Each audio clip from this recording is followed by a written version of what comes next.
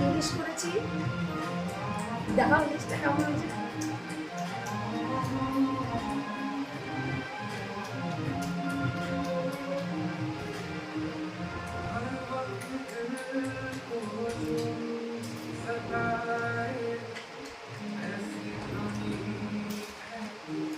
শেষ পাতে আম আছে, এখন আর চাটনি খেতে ভালো লাগে না। আজকে জামা ষষ্ঠী, মা তো নেই, আমার মা নেই, কে জামাই ষষ্ঠী দেবে, ষষ্ঠী দেওয়ার মতো কেউ নেই।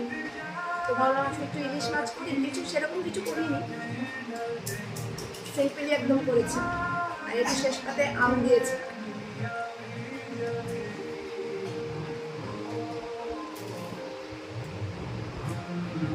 কেমন আছে?